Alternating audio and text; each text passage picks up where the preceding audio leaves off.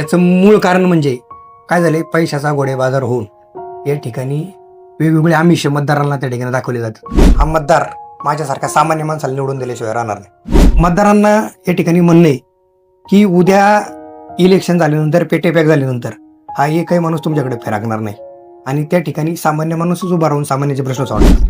की आपण या ठिकाणी शिवसेना या पक्षामध्ये प्रवेश करताय का?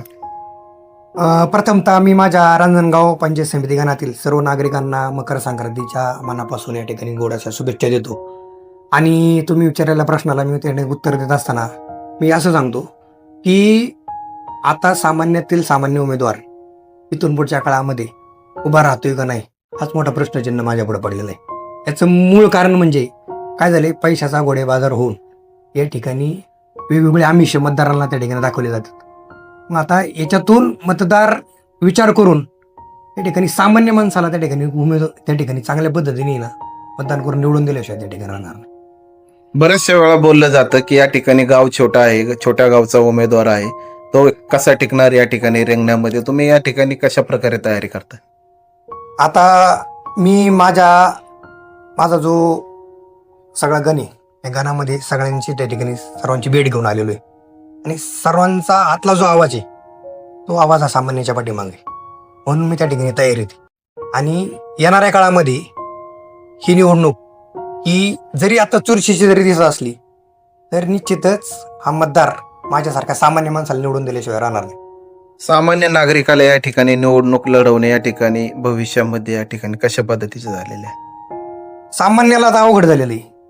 कारण काय झाले की जे कोणी उमेदवार आहेत ती वेगवेगळी आमिष दाखवून त्या ठिकाणी वेगवेगळ्या ठिकाणी कोण नेते, कोण हॉटेलवर जेवण चारते, कोण त्या ठिकाणी मतदारांची याद्या करते, असे वावडे त्या ठिकाणी आहे. परंतु माझं मतदारांना या ठिकाणी म्हणणे की उद्या इलेक्शन झाल्यानंतर, पेटे पॅक झाल्यानंतर हा एकही माणूस तुमच्याकडे फिरकणार नाही आणि त्या ठिकाणी सामान्य माणूसच उभा राहून सामान्याचे प्रश्न सोडवणार आहे. प्रश्न अनुत्तरित राहतो. तुम्ही या ठिकाणी प्रवेश करणार आहात, करणार आहात, कधी करणार आहात? शिवसैनिकांना सांग. प्रथमतः मी जिल्ह्याचे जिल्हा प्रमुख, युवासेना प्रमुख संदीपभाई शिंदे यांना या ठिकाणी मनापासून धन्यवाद देतो की माझं अपेक्षाची त्या ठिकाणी तयारी चालू असताना त्यांनी मला स्वतः फोन करून या ठिकाणी सांगितलं, तुम्ही अपक्ष का लढताय, तुम्ही आमच्या मशाल या चिन्हावर लढा, मी तुम्हाला EB फॉर्म देतो. खरं तर त्यांचं या ठिकाणी कौतुक करावं तेवढं थोडंच आहे. कारण सामान्यातील सामान्याला उमेदवार देणारा जर कोणता पक्ष असेल तो उद्धव बाळासाहेब ठाकरे यांचा शिवसेना पक्ष आहे, हे आज माझ्या लक्षात आलेलं आहे.